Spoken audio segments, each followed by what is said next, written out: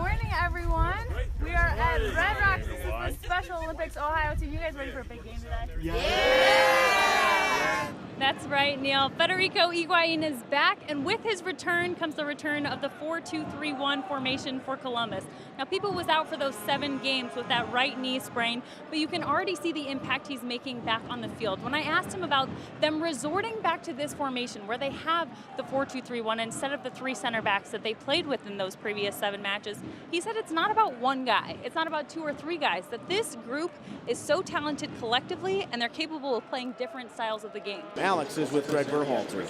Greg, Atlanta was able to get in behind a few times, almost one-on-one with Zach Steffen. How do you tighten up the defense in the second half? I think just dealing with those direct balls. Claire, where are you from?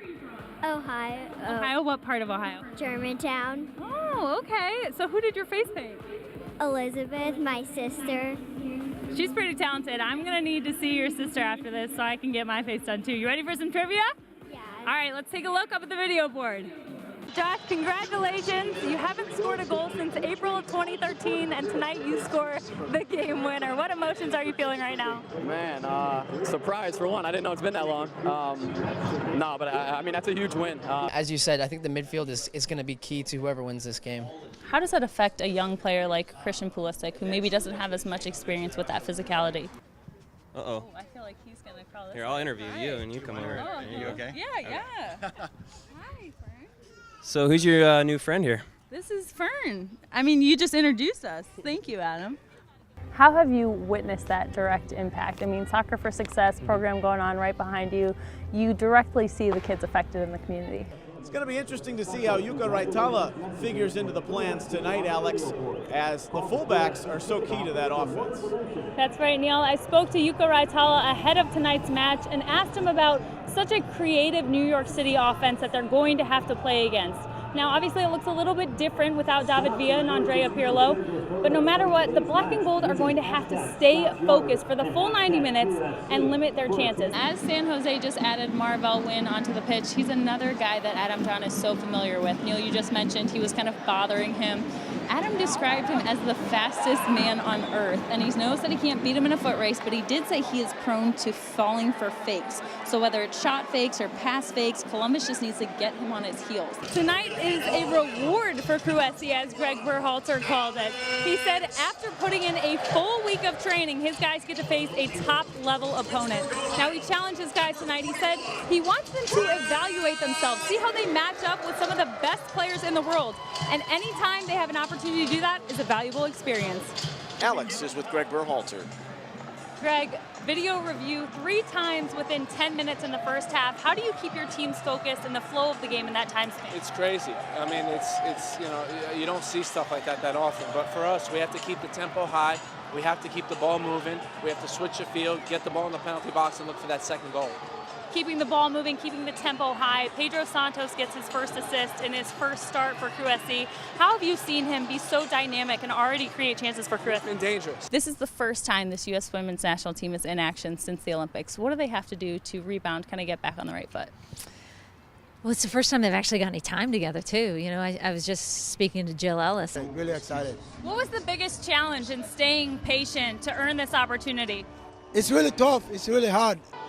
Neil, as you mentioned, Alex Crognale, being from Gahanna, Ohio, he's used to regular support from family and friends at matches. But there's one family member in particular who doesn't miss a match, and when he comes to Mafre Stadium, he's here to support more than just his grandson. He's always been there for me for anything. As you can see, Henry Orbaka is admired by more Cruesi players than just Alex. In fact, in 2016, when Will Trapp's Papu passed away, Henry purchased season tickets so he could carry on the tradition for Will. Neil, if you keep an eye on Yuka Raitala on the left side, he's getting open, finding space, and he spoke this week about how Cruesi's fullbacks like to get forward, but it's to the extent that they'll sometimes switch positions with the winger on their side. Josh, you went all the way to MLS Cup last year with Toronto FC. Now you're back with the club where you started your professional career. You're having a clear impact with Cruesi, and you guys are about to face your former club, Toronto FC, in the Eastern Conference Championship.